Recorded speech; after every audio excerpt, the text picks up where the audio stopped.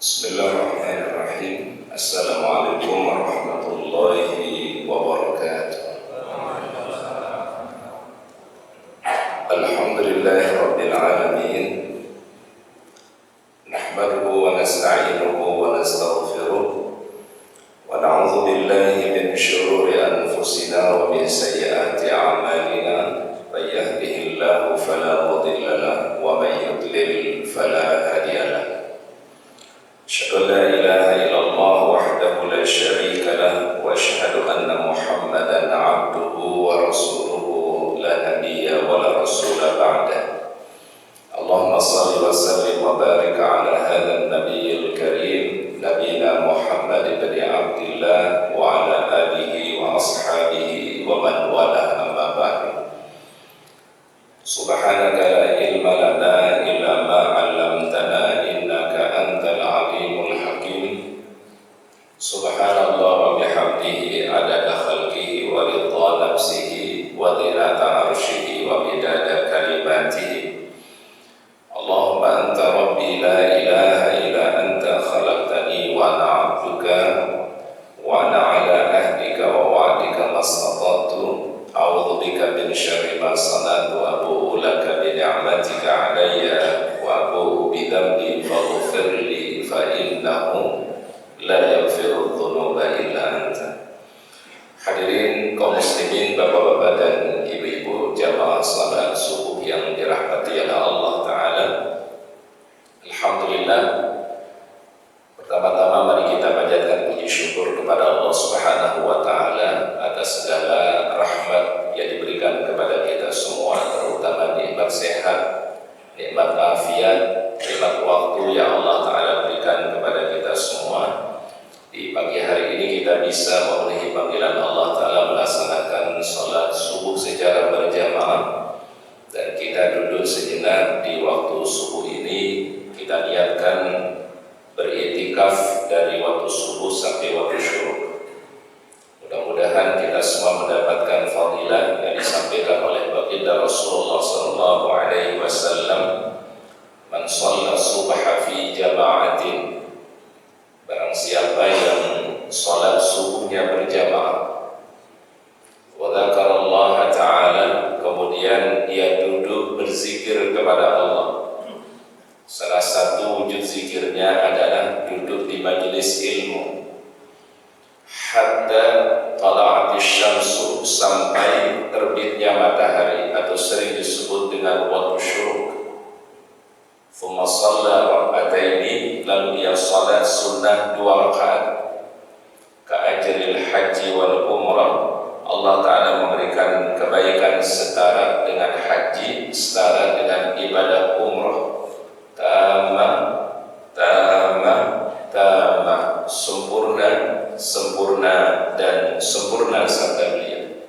Jadi kita niatkan di pagi hari ini beriktikaf, berzikir kepada Allah Ta'ala sampai nanti waktu syuruk, dan kita salat sunnah 2 rakaat.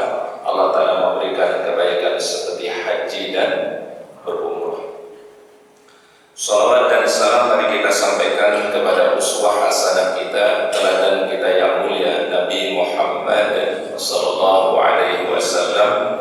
Mudah-mudahan salawat dan salam kita untuk beliau kelak pada yaumul akhir kita mendapatkan syafaatul uzma. Allahumma salli wa sallim ala nabiyyina Muhammad. Hadirin yang dirahmati oleh Allah Ta'ala, pada pagi hari ini melanjutkan tema kajian kita dari bahasan 40 karakteristik orang-orang yang dicintai oleh Allah Ta'ala. Kita masuk pada golongan berikutnya adalah orang-orang yang menyambung tali silaturahimnya. Di antara golongan yang Allah Ta'ala sebutkan dicintai oleh Allah Ta'ala, yaitu orang-orang yang menyambung hubungan baik, hubungan tali silaturahim. Dan silaturahim ini kalau di dalam Al-Quran atau di dalam As-Sunnah, yang paling utama itu adalah kepada orang-orang yang memiliki hubungan kerabat dengan kita, yang ada memiliki hubungan nasab dengan kita. Ini silaturahim yang paling utama, Pak. Ada silaturahim yang berikutnya yang disebut dengan silatul ukhuwah, ya, yang terbangun karena keimanan kepada Allah Subhanahu wa taala, terbangun dengan dasar keimanan ya. Jadi ada al-ukhuwah al-imaniyah, ada al-ukhuwah yang didasari karena iman. Jadi ada didasari karena kekeluargaan atau nasab, tetapi juga ada yang didasari karena keimanan kepada Allah Subhanahu wa taala. Allah Subhanahu wa taala sebutkan di dalam Al-Qur'an di surat Ar-Ra'd ya. Pada ayat yang ke-21 sampai ayat yang ke-24. Kami ulangi sekali lagi, silakan para jamaah bisa dibuka Al-Qur'an pada surat Ar-Ra'd pada ayat yang ke-21 sampai ayat yang ke-24. A'udzu billahi minasyaitonir rajim. Bismillahirrahmanirrahim. Walladzina yasiluna ma amara Allah bihi ayyusal. Dan orang-orang yang menyambung sesuatu yang diperintahkan oleh Allah Subhanahu wa taala, yaitu maksudnya adalah menyambung tadi silaturahim, menjaga hubungan baik, baik dengan keluarga, baik dengan sesama kaum muslimin. Wa yakhshawna rabbahum, dan mereka senantiasa memiliki rasa takut kepada Allah Ta'ala. Tentu takut kepada Allah Ta'ala bukan menjadikan kita semakin jauh, tetapi takut kepada Allah menjadikan seseorang semakin mendekat kepadanya. Ini kata para ulama, ya berbeda takut dengan makhluk dengan takut dengan khalik. Kita kalau takut dari makhluk biasanya pasti menjauh. Kalau kita takut dari sesuatu yang membahayakan, biasanya kita akan menghindar. Tapi kalau takut kepada Allah, maka berarti orang bersemangat untuk dekat kepada Allah Subhanahu wa taala. Wa yakhshawna rabbahum wa yakhafuna su'al hisab, dan juga mereka takut terhadap hisab yang buruk nanti pada hari kiamat. Dia khawatir kalau nanti dihisab oleh Allah dengan hisab yang berat. Dia khawatir kalau nanti dihisab kemudian dia dipersulit dalam hisabnya oleh Allah Subhanahu wa taala. Walladzina sabaru ibtigha'a wajhi rabbihim, dan orang-orang yang bersabar mengharapkan ridha Allah taala, wa aqamus salata, dan mereka mendirikan salat, wa anfaqu mimma razaqnahum, dan mereka menginfakkan dari apa yang kami rizkikan kepada mereka, sirran wa alaniyatan, baik secara sembunyi-sembunyi ataupun secara terang-terangan. Sehingga infak sedekah itu boleh dilakukan sir, boleh dilakukan jahat. Ya, sir kan artinya berarti apa? Pelan atau tersembunyi. Ya, makanya ada sholat namanya sholat yang sir. Ya. Sholat sir itu adalah sholat zuhur dan sholat asar, disebut dengan sir. Tapi ada juga sholat namanya jahran, dijaharkan. Itu sholat subuh, sholat maghrib, dan sholat isya. Ya, bacaannya terdengar, ya, makmum bisa mendengar bacaannya imam. Tapi kalau sholat sir, makmum nyaris tidak mendengar bacaannya imam. Ya, jadi orang-orang yang menginfakkan dalam keadaan sembunyi-sembunyi, artinya tidak ada yang mengetahui kecuali hanya Allah, atau dia berinfak ya dan diketahui. Nah, sehingga sedekah itu adalah ibadah yang bisa disembunyikan dan juga ibadah yang boleh disebutkan. Itu sedekah ya. Wa yadra'una bil hasanati sayyi'ati, dan mereka membalas keburukan itu dengan kebaikan. Ulaika lahum 'uqbad dar, bagi mereka lah tempat yang paling terbaik di sisi Allah Subhanahu wa taala. Jannatu 'adnin yadkhulunaha, mereka orang-orang beriman itu memasuki surga-surga Adan. Wa man salaha min abaihim, bersama orang-orang yang mulia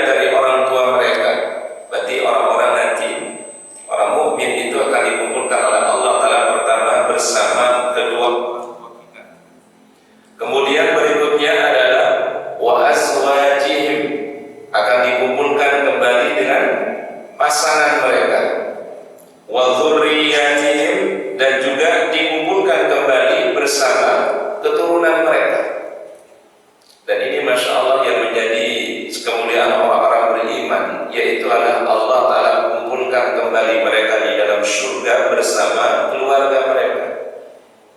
Jadi kalau orang ingin berkumpul kembali dengan keluarganya, berkumpul kembali dengan orang yang mereka cintai, maka syaratnya cuma satu, adalah iman kepada Allah Ta'ala. Wa man salaha min abaihim wa azwajihim wa dzurriyyatihim. Sehingga ada sunnah dari Nabi SAW untuk kita membaca doa Rabbana hab lana min azwajina wa dzurriyyatina qurrata a'yunin waj'alna lil muttaqina imama. Ya Allah, jadikanlah dari pasangan kami, dari anak keturunan kami sebagai penyejuk hati kami, dan jadikanlah kami teladan bagi orang-orang yang bertakwa. Dan yang disebutkan di doa tadi mirip dengan ayat ini, Pak. Wa man salaha min abaihim wa azwajihim wa dzurriyyatihim wal malaikatu yadkhuluna alaihim min kulli bab. Allah Ta'ala kemudian menjelaskan nanti para malaikat akan memasuki setiap pintu-pintu surga itu. Kemudian para malaikat mengatakan, salamun alaikum bima sabartum. Keselamatan, kebahagiaan untuk kalian disebabkan sabar kalian dulu di dunia. Jadi sebab mereka mendapatkan al-jannah di sisi Allah karena mereka dulu di dunia mereka sabar. Sabar di dalam menjalankan kebaikan, sabar untuk melakukan ketaatan kepada Allah, dan sabar menghadapi ujian-ujian yang Allah Ta'ala berikan. Salamun alaikum bima sabartum fa ni'ma uqbadar. Surga itu adalah tempat yang paling terbaik di sisi Allah. Imam Ibnu Katsir di dalam tafsir Al-Quran Al-Azim mengatakan apa?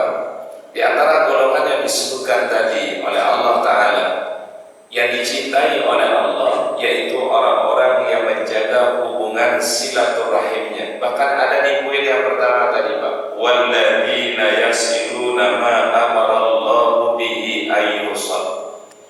Menjaga hubungan silaturahim. Yang silaturahim ini yang paling utama kepada kerabat. Karena kenapa? Kalau ada orang yang berbuat baik kepada kerabatnya, maka Allah Ta'ala memberikan dua pahala.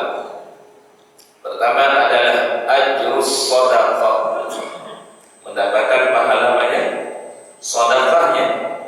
Wa ajrus silah, dan pahala yang kedua adalah pahala karena terjaga tadi silaturahim. Tapi kalau orang berbuat baik kepada yang tidak memiliki hubungan kerabat, maka kebaikannya hanya melalui pintu sedekah saja. Tetapi kalau dia memiliki hubungan kerabat, pahala sedekahnya dapat, dan pahala tersambung hubungan baik kekeluargaannya juga dia dapatkan. Berarti adalah silaturahim yang paling utama itu kepada siapa? Kepada kerabat kita.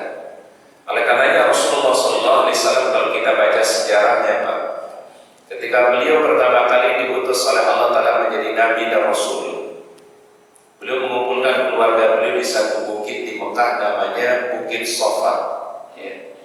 Yang biasanya kalau orang sa'i itu akan memulai sa'inya dari Safa menuju Marwah.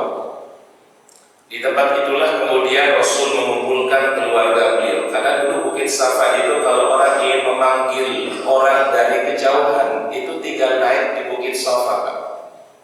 Terdengar suaranya sampai jauh. Di masa baginda Rasulullah Sallallahu Alaihi Wasallam. Maka kemudian beliau mengumpulkan keluarga beliau dari Bani Hashim, ya, keluarga baginda Nabi SAW, yang rata-rata sukunya adalah suku Quraisy. Karena Nabi SAW ini suku beliau adalah dari suku Quraisy. Apa kata beliau SAW? Wahai pamanku, wahai bibiku, wahai ponakanku, kalau sekiranya aku mengatakan kepada kalian, di balik Bukit Mekah ini ada pasukan berkuda yang akan menyerang kalian, apakah kalian akan percaya kepadaku? Ini pertanyaan yang diajukan pertama kali Rasul kepada mereka. Kalau aku katakan ada pasukan berkuda di balik Bukit Mekah ini menyerang kalian saat ini, apakah kalian percaya kepadaku?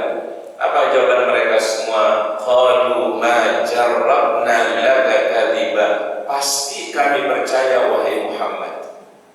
Jadi Rasul sengaja ya menyampaikan hal ini supaya mengetahui bahwasanya apa yang dikatakan oleh Rasul itu benar. Makanya Rasul tanya, kalau sekiranya aku mengatakan kepada kalian ada pasukan yang akan menyerang kalian, apakah kalian percaya? Jawaban mereka apa tadi, Pak? Kami pasti percaya kepadamu wahai Rasulullah, wahai Muhammad. Maka kemudian Rasul mengatakan, wahai pamanku, wahai bibiku, aku tidak bisa menyelamatkan kalian semua nanti. Tapi ada satu kalimat yang kalian ucapkan, kalian pasti selamat di dunia dan di akhirat. Apa kalimat yang ditunjukkan oleh Nabi SAW? Qulu asyhadu an la ilaha illallah wa asyhadu anna Muhammadan Rasulullah. Diajak mereka untuk beriman kepada Allah, bertauhid kepada Allah.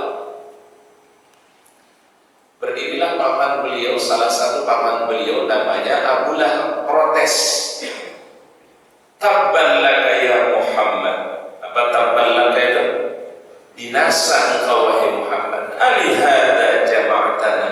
Apakah untuk mengenal Tuhan ini kau kumpulkan kami semua di Bukit Safa ini? Protes dia. Gak mau mengikuti apa yang diinginkan oleh baginda Rasulullah Sallallahu Alaihi Wasallam. Maka turun ayat Al-Quran tentang peristiwa ini. Tabbat yada abi lahabin wa tab, ma aghna anhu maluhu wa ma kasab, sayasla naran dzata lahab wa imra'atuhu hammalatal hatab fi jidha hablum min masad. Maka di sini kata para ahli sejarah, ahli sirah mengatakan, berbuat baik yang paling utama itulah kepada orang-orang yang masih memiliki hubungan kerabat dengan kita. Dan itulah silaturahim yang paling utama. Selain daripada silaturahim yang didasari karena keimanan, tapi silaturahim yang didasari kerabat karena nasab, itu yang sangat diutamakan oleh Rasulullah Sallallahu Alaihi Wasallam. Di dalam satu hadis baginda Rasulullah Sallallahu Alaihi Wasallam sebutkan, riwayatnya Abu Hurairah radhiyallahu anhu, Rasulullah SAW bersabda, Innallaha khalaqal khalqa. Sesungguhnya Allah Ta'ala menciptakan makhluknya. Hatta idza faraga minhum qamatir rahim. Sehingga setelah selesai menciptakan makhluknya, berdirilah ar-rahim. Faqala hadza maqamul a'idhi bika minal qati'ah. Ini adalah merupakan kedudukan bagi orang-orang yang melindungi ya daripada terputusnya. Qala na'am. Lalu kemudian ia menjawab, iya. Ama tardawna an asila man wasalat wa aqta man qad qala bala. Lalu dikatakan oleh Allah Ta'ala, siapa yang menyambungmu, aku akan sambung dia, dan siapa yang memutuskannya, aku putuskan dia, firman Allah. Maknanya adalah kalau orang ingin mendapatkan kebaikan, maka sambunglah hubungan silaturahim. Tapi siapa yang memutuskan tali silaturahim itu, maka terputuslah kebaikan oleh Allah Subhanahu wa Ta'ala. Jadi artinya salah satu asbab kebaikan itu ternyata adalah melalui apa?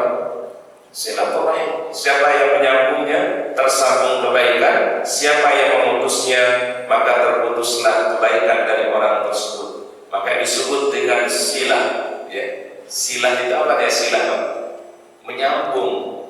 Jangan diputuskan. Yang namanya menyambung itu kan dirawat, dijaga, dipelihara, ya. Jangan sampai diputuskan. Yang paling berat itu kan sebenarnya mempertahankan. Ya. Ketika orang itu sudah berhubungan dengan baik, sudah bersaudara dengan baik, yang paling berat itu kan mempertahankannya, Pak. Ya.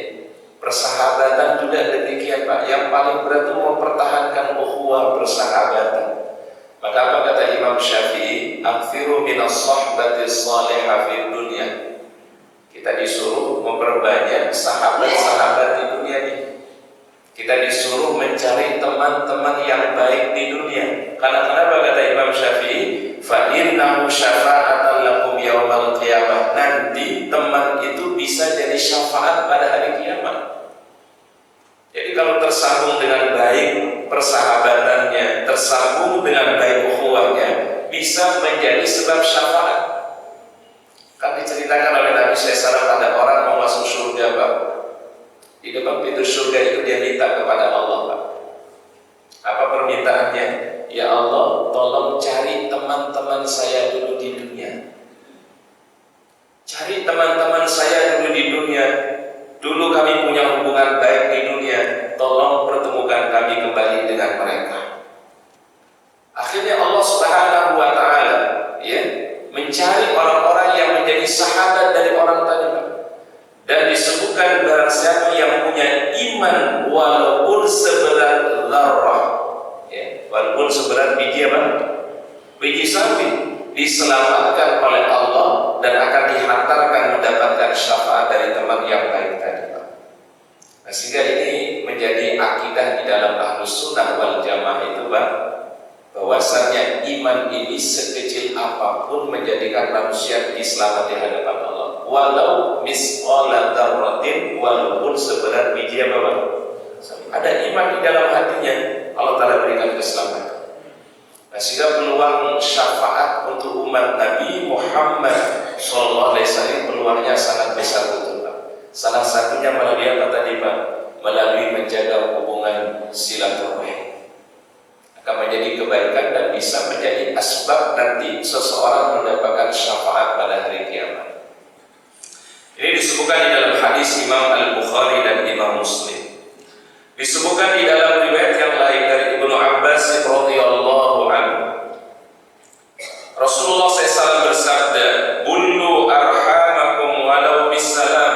Sambunglah hubungan silaturahim itu walaupun hanya dengan mengucapkan kalimat salam. Jadi Rasul mengatakan, sambung hubungan baik, hubungan silaturahim walaupun hanya sekedar dengan mengucapkan kalimat apa, Pak? Salam. Kita ketemu saudara kita, kita tegur sapa, assalamualaikum. Itu sudah menyambung tali silaturahim walaupun hanya dengan kalimat salam. Ini menandakan apa? Ada standar yang diberikan oleh Nabi. Kapan orang itu disebut menjaga silaturahimnya? Minimal kata Nabi, dia ucapkan salam untuk saudaranya. Ucapin salam aja udah dikatakan menyambung apa, Pak? Silaturahim oleh Rasulullah SAW. Dan kalimat salam ini masya Allah uniknya disebutkan oleh para ulama. Pertama, Pak, salam ini ucapan yang kita ucapkan di dunia dan diucapkan nanti di akhirat. Dan ulangi sekali lagi, kalimat salam ini kalimat yang kita ucapkan di dunia dan nanti diucapkan juga di akhirat. Da'wahum fiha subhanakallahumma wa tahiyyatuhum fiha salam wa akhiru da'wahum alhamdulillahi rabbil alamin. Jadi penghuni surga itu salah satu tegur sapa mereka itu kalimat salam, Pak. Yang kedua, kalimat salam ini diambil langsung dari nama Allah. Kalimat salam itu langsung diambil dari nama Allah. Salah satu nama Allah Ta'ala adalah As-Salam, Ar-Rahman, Ar-Rahim, Al-Malik, Al-Quddus, As-Salam. Berarti artinya apa? Yang mengucapkan salam berarti mengamalkan salah satu nama dari nama-nama Allah, Asmaul Husna. Maka Rasul mengatakan Allah Ta'ala memiliki 99 nama. Siapa yang mengamalkan 99 nama Allah Ta'ala tadi, dakhalal jannah. Allah Ta'ala mengatakan ia hamba itu min ahlil jannah. Berarti secara tidak langsung mengamalkan kalimat assalamualaikum, mengamalkan daripada Asmaul Husna. Ini poin yang kedua, Pak. Poin yang ketiga, uniknya kalimat salam ini, Pak, dibaca setiap kita selesai sholat. Betul ya, Pak, ya? Setiap orang selesai sholat itu selalu yang dibaca kalimat salam. Apa ucapannya? Allahumma antas salam wa minkas salam tabarakta ya dzal jalali wal ikram. Kalimat apa di situ, Pak? Salam. Allahumma antas salam wa minkas salam tabarakta ya dzal jalali wal ikram. Satu riwayat mengatakan Allahumma antas salam wa minkas salam wa ilaika ya'udus salam fahayyina rabbana bisalam wa adkhilnal jannata darassalam tabarakta ya dzal jalali. Ini yang ketiga, Pak. Yang keempat, uniknya salam ini, Pak, dijadikan doa ketika setiap orang mau tawaf. Disunnahkan oleh Nabi melihat Ka'bah dan membaca kalimat salam. Allahumma antas salam wa minkas salam tabarakta ya dzal jalali wal ikram. Baru mulai tawaf. Jadi sebegitunya kalimat ini istimewanya, segitunya kalimat ini memiliki keistimewaan, sampai-sampai kata Rasul, standar silaturahim itu, kata beliau, kalau kita berjumpa saudara kita, jangan lupa mengucapkan kalimat Assalamualaikum. Kita mendoakan dia, dia juga mendoakan kita dengan yang lebih banyak. Nah ini Masya Allah, sabda baginda Rasul tadi, Bullu arhamakum walau bisalam, ya, jaga sambung silaturahim itu walaupun hanya dengan mengucapkan kalimat apa, Pak? Salam. Jadi orang udah nyebutin Assalamualaikum aja, Pak, udah dianggap oleh Rasul sudah menyambung hubungan silaturahim. Ya, jangan sampai kita memutuskan ya daripada silaturahim. Ya. Kemudian berikutnya disebutkan di dalam riwayat yang lain oleh Rasulullah SAW, ta'allamu min ansabikum ma tasiluna bihi arhamakum. Belajarlah kalian dari nasab-nasab kalian. Ini artinya, Pak, seseorang itu bagusnya adalah mengetahui jalur nasabnya.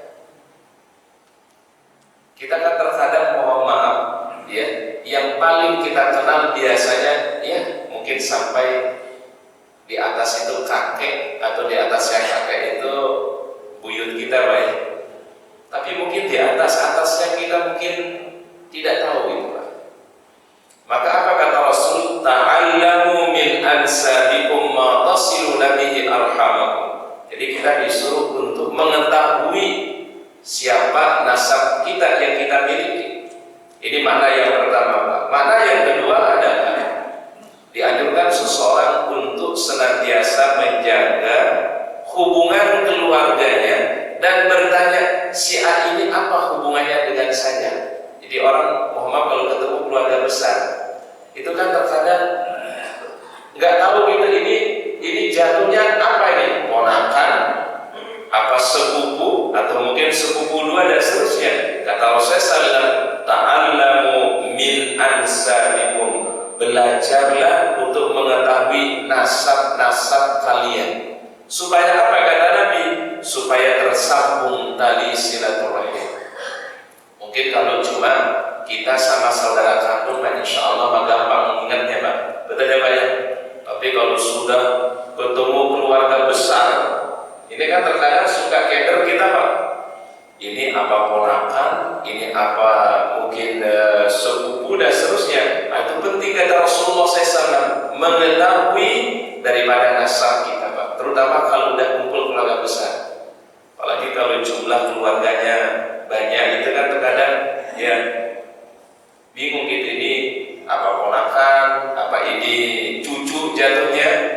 Kadang-kadang orang bisa dapat cucu itu bukan dari cucu dari dia, mungkin cucu dari saudara, betul nggak? Ya, dia mungkin belum punya cucu, tapi saudaranya dia punya cucu, dipanggil juga adalah kakek misalnya.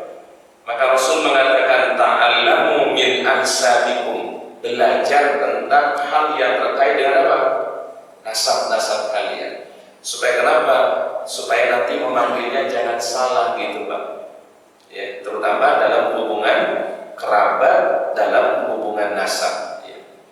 Kemudian fa'inna silaturahim mahabbatun fil ahli. Karena orang yang menjaga silaturahim itu melahirkan rasa cinta dalam keluarga. Orang kalau sering kumpul keluarganya, ya, akrab keluarganya, itu akan menumbuhkan rasa cinta, Pak. kita, Pak, ternyata adalah bila anak-anaknya selalu menjaga hubungan baik di antara mereka. Kami ulangi sekali lagi, salah satu pahala yang terus mengalir untuk orang tua setelah meninggal dunia, bila anak keturunannya terus menjaga hubungan baik antara keluarga. Mungkin orang tua sudah gak ada, mungkin orang tua sudah meninggal dunia, tapi anak-anaknya akur hidupnya, masih mereka berkumpul, menjaga silaturahmi. Ternyata itu menjadi pahala yang terus mengalir untuk orang tua setelah meninggal dunia.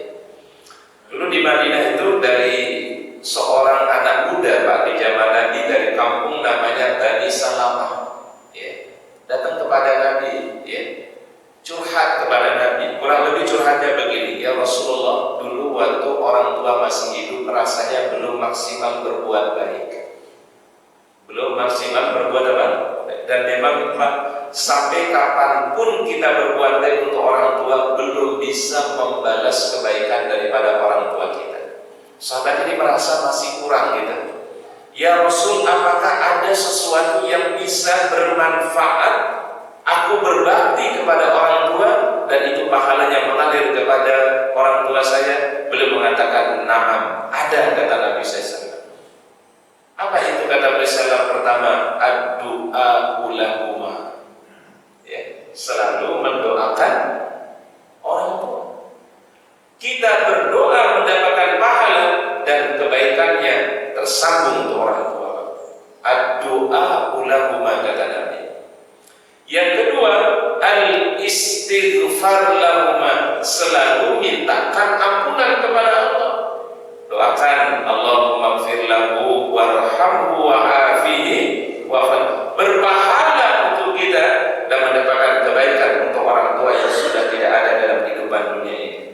Ketiga, kata Nabi SAW, as-sadaqatu lahuma, kalau keluarkan sadaqah, sadaqahlah atas nama orang tua. Kita bersedekah dapat pahala dan kebaikannya bermanfaat untuk orang tua yang sudah meninggal dunia.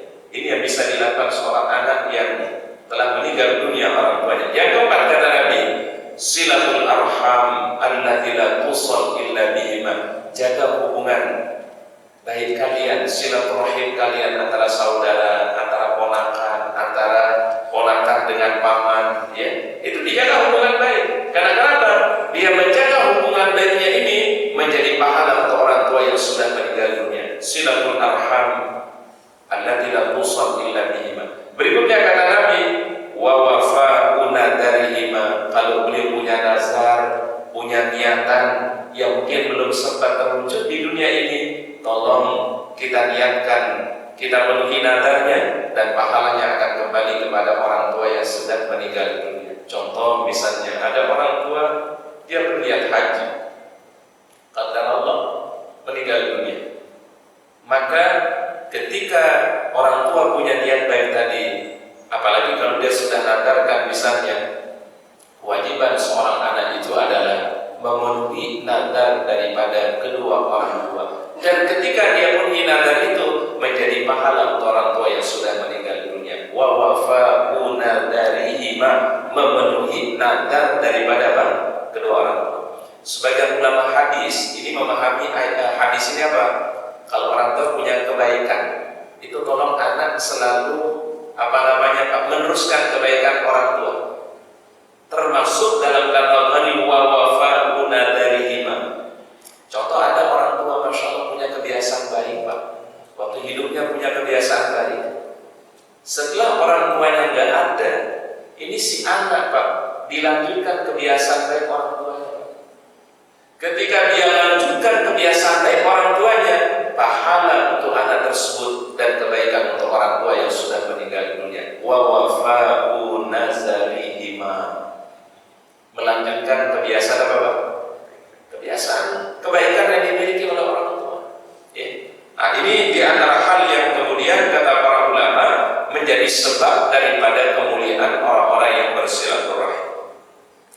Silaturahim ini memiliki beberapa faedah, ya, menurut hadis-hadis Rasulullah SAW. Yang pertama adalah silaturahim itu faedah yang pertama memakmurkan rumah dan meluaskan rezeki. Memakmurkan rumah artinya apa? Rumah ini akan diberikan kebahagiaan, diberikan kelapangan oleh Allah Subhanahu wa taala.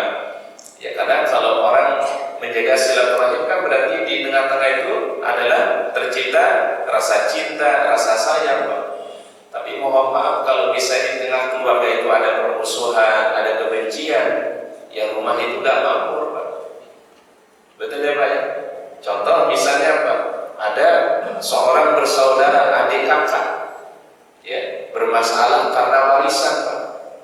Ya pasti ketika ketemu, pasti waktu kumpul, pasti hatinya gak nyatu. Tercipta dalam keluarga itu sesuatu yang gak baik. Tapi kalau di situ adalah ya terbangun silaturahimnya bagus, ya, maka apa yang terjadi? Allah Taala memakmurkan rumahnya. Memakmurkan di sini maknanya adalah memenuhinya dengan keberkahan dan kebaikan.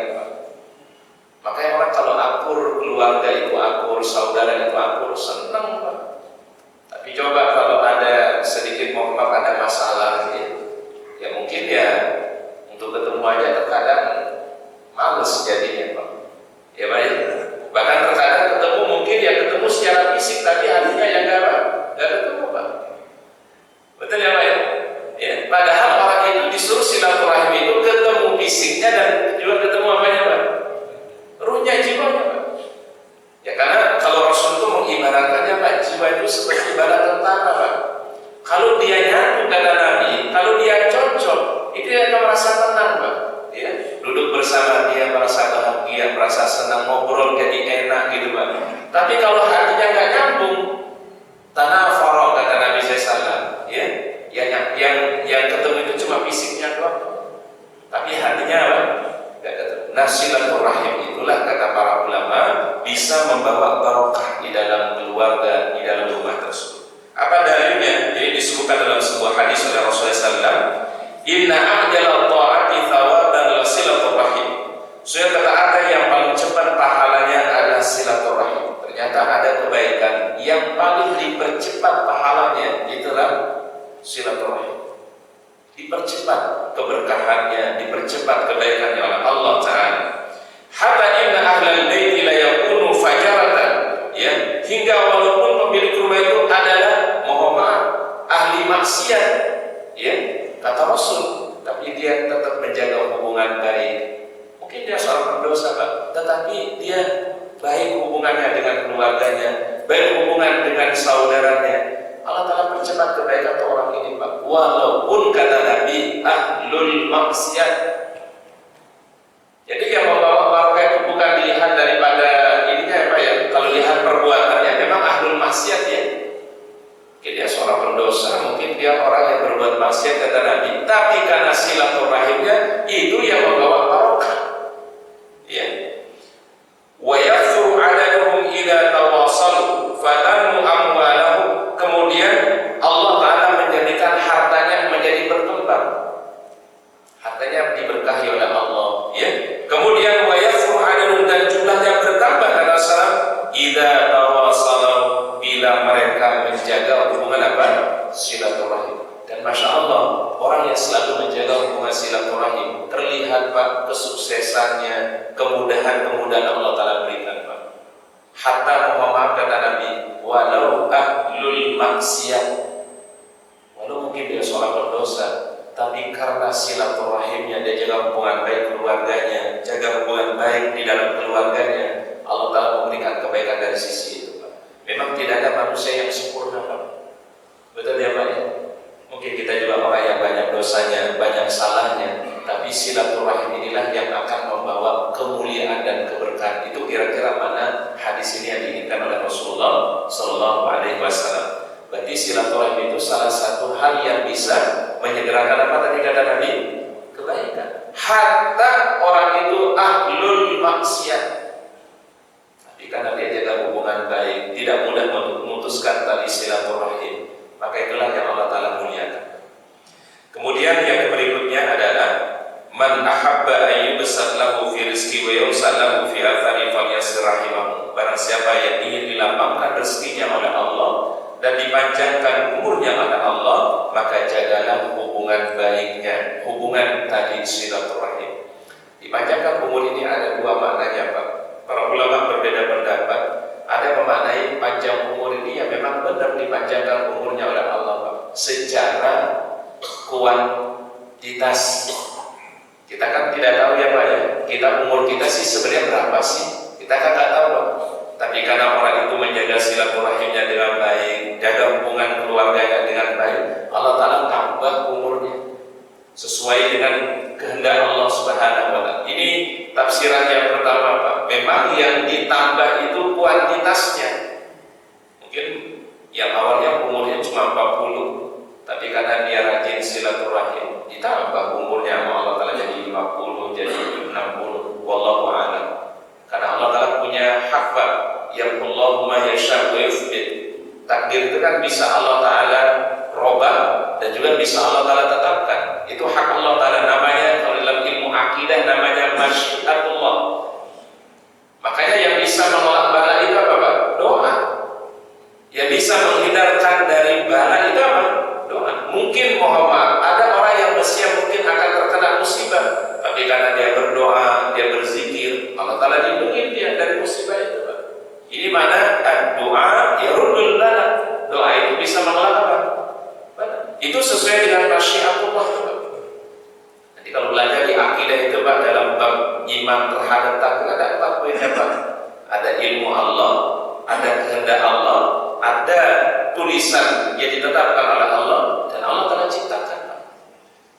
Ini rahasia Allah Ta'ala Pak. Jadi salah satu hal yang bisa memanjangkan umur itu adalah Pak, silaturahim. Ini mana pertama ya Pak, dipanjangkan secara kuantitas. Tapi ada yang kedua, memahami hadis ini, yang disebut dipanjangkan di sini bukan kuantitasnya.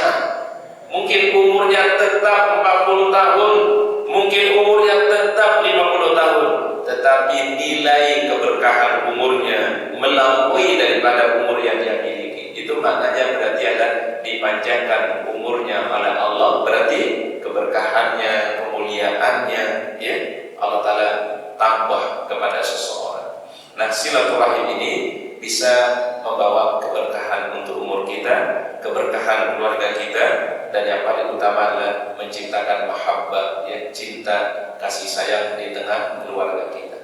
Maka mari kita semua menjaga hubungan baik kita, terutama dengan keluarga kita, ya, karena Rasul katakan orang yang paling baik itu yang paling terbaik kepada siapa?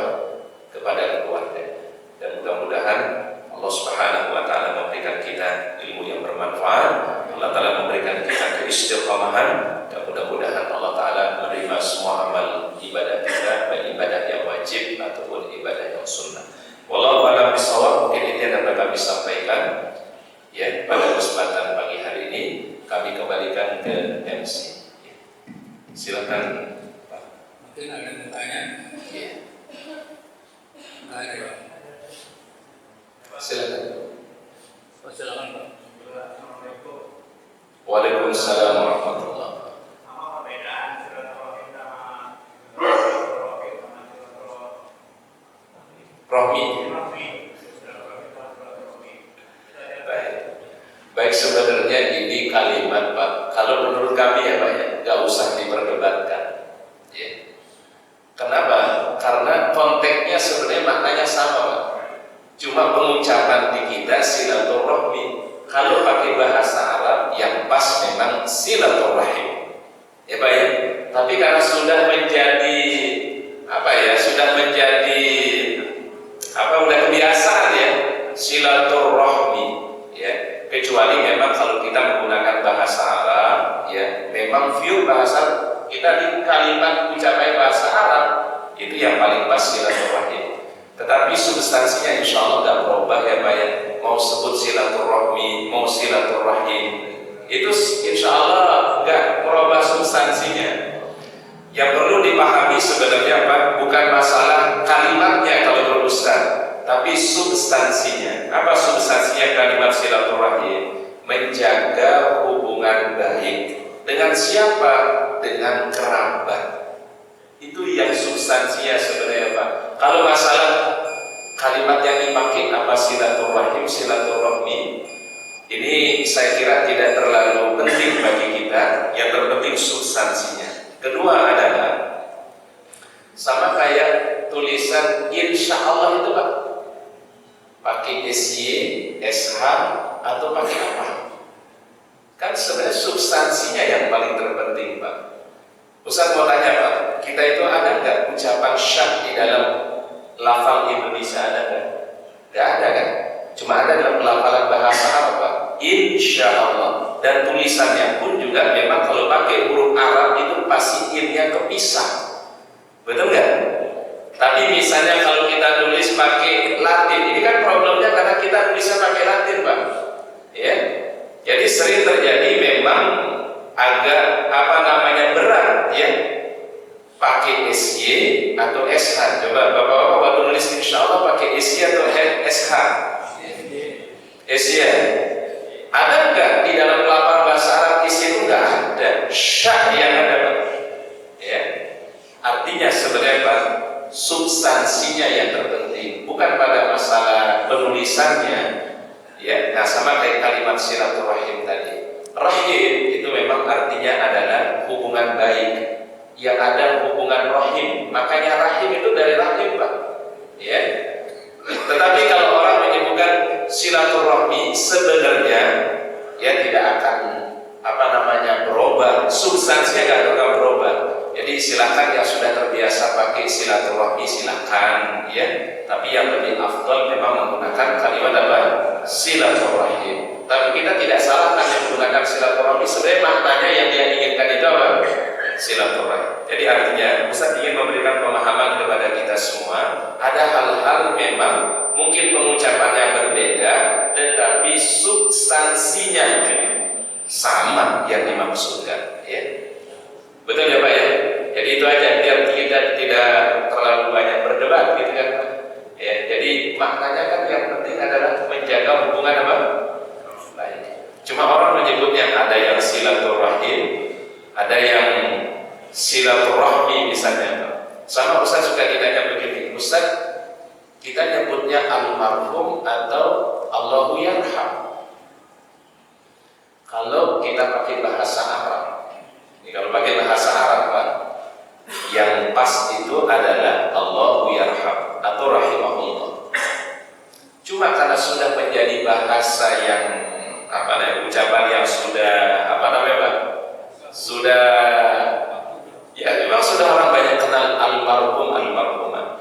Tapi substansinya sebenarnya sama Pak. Kalau Ustaz kaji Pak, substansinya sama Pak. Rahimahullah itu artinya adalah Allah merahmati atau Allahu yarham. Kalau almarhum itu betulnya isim fa'il yang dirahmati. Ini kalau dalam bahasa itu Pak, ada bentuk namanya aktif, ada bentuk pasif. Betul ya Pak ya? Allah merahmati si fulan dirahmati. Sama kayak Ustaz bilang begini, saya minum teh diminum, itu sebenarnya saya sama nggak Pak? Sama nggak Pak? Sama. Saya minum teh diminum, sama. Jadi sebenarnya kami ingin mengajarkan kepada kita semua hal-hal yang seperti ini jangan diperdebatkan. Rahimahullah, Allahu yarham, atau mau pakai almarhum almarhumah, insya Allah substansi yang dimasukkan podoaya. Apa podoaya? Ya sami mawon ya. Cuma mungkin pelafalannya aja yang berbeda.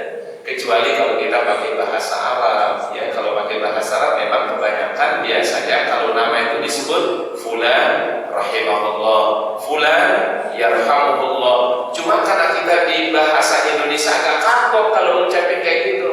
Telah berpulang Bapak Syiar rahimahullah. Terkadang kalau nggak biasa kapok, maka terkadang jemaah kalau ngucapin itu suka salah. Terkadang usah nggak tegur aja Pak. Ya Pak ya. Nah sebenarnya maknanya sama, almarhum almarhumah. Gitu ya Pak ya. Jadi artinya Pak, hal-hal yang seperti ini sebenarnya adalah tidak mengurangi substansinya. Yang terpenting itu substansinya Pak. Ya, mau pakai kalimat almarhum, Allahu yarham, rahimahullah, ya, ya. Mungkin orang kalau ngucapin yang nggak biasa jadi apa Pak? Jadi salah ngucapinnya Pak. Nah, jadi ya kalau menurut kami sih Pak, afdolnya itu adalah ya tadi substansinya yang terpenting Pak. Ya, tidak akan mengorbankan daripada makna yang dimaksudkan. Ya. Baik, sama kayak begini Pak. Di kita itu kalau mau berbuka puasa suka bilang takjil, betul? Ustaz mau tanya Bapak Ibu, takjil itu apa takjil Pak? Kalau menurut ibu takjil itu apa? Kolak ya, kolak gorengan ya, takjil. Itu substansinya kan sebenarnya adalah hadis Rasulullah SAW. Seseorang disebut mendapatkan kebaikan kalau dia berpuasa kalau dia menyegerakan berbukanya. Menyegerakan berbuka bahasa Arabnya takjil. Sebenarnya yang dia masukkan takjil itu adalah orang kalau sudah ada segera berbuka. Cuma di kita takjil disebut apa Pak? Ya kolak, ya gorengan ya. Tapi substansinya Ustaz paham. Substansi yang dia maksudnya itu kalau, makanya kan orang kalau ada tuh selalu bilang panitia takjil, takjil, takjil. Betul nggak? Karena kita ngambilnya dari bahasa Arab Pak. Tetapi insya Allah tidak akan mengurangi substansi yang dimasukkan. Ustaz paham sih maknanya. Dia memaknai itu adalah supaya kalau adzan dikumandangkan segera untuk makan. Maka disebut apa Pak? Takjil. Mana takjilnya? Takjilnya ya, karena udah ada gitu Pak ya. Nah, jadi substansinya yang terpenting Pak. Wallahu a'lam bishawab. Baik, ada yang lain silakan. Mungkin masih ada. Ini ada satu pertanyaan Pak Ustaz. Sangat. Ya, silakan. Jadi silaturahim ini masya Allah bukan. Jadi begini Pak Ustaz ya, silaturahim. Saya ada keluarga jauh. Iya. Jauh di sini. Sangat jauh ya. Nggak ada syaratnya ini ya. Sangat jauh. Dan untuk kesana itu biayanya cukup mahal. Iya. Jadi ada Ke Sydney kayaknya dia, ke Australia kayaknya ya. Baik. Jadi kita menggunakan teknologi. Ya, video call gitu ya. Video call, masya Allah. Jadi kelihatan Pak Ustaz. Iya. Kelihatan teknologi segala macam lah gitu. Nah, Kayak kita ketemu aja jadinya ya. Ini melalui Zoom atau melalui video call. Nah itu apakah termasuk silaturahim? Itu yang pertama. Yang kedua, silaturahim juga misalnya kita tidak bisa bertemu dengan saudara, Iya. tapi kita transfer dana, kita kasih dana sama dia, klok gitu, kami tinggal klok aja masuk nyampe gitu. Iya. Jadi apakah itu juga bagian dari silaturahmi? Karena kan jauh, cukup jauh. Baik. Dan juga kita udah agak kalau masih muda sih gampang, Ustaz. Udah mulai menua, jadi keterbatasan. Mohon jawaban Ustaz. Baik. Wallahu a'lam bishawab. Sebenarnya cara menyambung silaturahmi ini kan luas. Tata caranya banyak sebenarnya Pak. Silaturahim ini kata para ulama kalau nggak bisa bertatap muka langsung, kan bisa melalui telepon. Kita tanya kabar beliau, kita tanya kabar keluarga, kita tanya kabar orang tua misalnya. Silaturahim. Atau kita ingin ngobrol sama cucu kita yang ada di Australia. Kita cukup video call, kita senang dia senang. Silaturahim. Ya, jadi artinya Pak, silaturahim ini sangat luas. Kalau kita tidak bisa lakukan secara langsung, minimal berkabar melalui telepon, kemudian melalui video call atau Zoom, sehingga Pak, pintu kebaikan sekarang ini sebenarnya sangat mudah. Kalau kita tidak bisa langsung, bisa dengan media yang lain. Maka dimanfaatkan teknologi untuk kebaikan Pak. Teknologi itu tidak buruk sebenarnya Pak, tergantung untuk apa dipakai. Benar Pak ya? Kalau dipakainya negatif, ya jadi negatif. Tapi kalau media itu dipakai untuk yang positif, kebaikan ibadah, maka akan menjadi kebaikan positif di sisi Allah Subhanahu wa Ta'ala. Kedua, termasuk juga misalnya kita nggak bisa bantu secara langsung datang menyerahkan misalnya. Sekarang alhamdulillah ada kemudahan, bisa melalui transfer misalnya Pak. Kita punya saudara di Palestina sana, Pak. Kalau kita mau bawa bantuannya ke sana, misalnya Pak, butuh biaya yang Pak, besar. Tapi dengan kita transfer atau dititipkan kepada lembaga yang amanah dan disampaikan kepada yang mustahiknya, itu justru menjadi sebuah kemudahan. Artinya Pak, di era sekarang ini justru kemudahan-kemudahan itu kita gunakan dan dimanfaatkan, ya. Nah, bahkan wasilah kebaikan itu banyak sebenarnya, ya. Tidak hanya melalui satu pintu kebaikan, tapi banyak pintu-pintu kebaikan yang lain yang dihasilkan. Yang penting selama hubungan silaturahim itu bagus, dijaga dengan baik, dirawat, ya. Tadi kata Rasul, orang ucapin salam aja udah dikatakan apa, Pak? Ya sudah silaturahim itu. Ucapin assalamualaikum aja udah tersambung silaturahim dengan baik, ya. Jadi artinya kebaikan itu sangat luas, sangat banyak, dan Allah Ta'ala memudahkan kita semua apalagi di era seperti saat sekarang ini, ya. Jadi tidak ada alasan untuk tidak menjaga hubungan silaturahim dengan keluarga kita. Wallahu a'lam bishawab. Mungkin itu yang bisa kami sampaikan. Mari kita akhiri dengan doa kafaratul majlis. Subhanakallahumma bihamdika asyhadu an la ilaha illa anta astaghfiruka wa atubu ilaik. Assalamualaikum warahmatullahi wabarakatuh.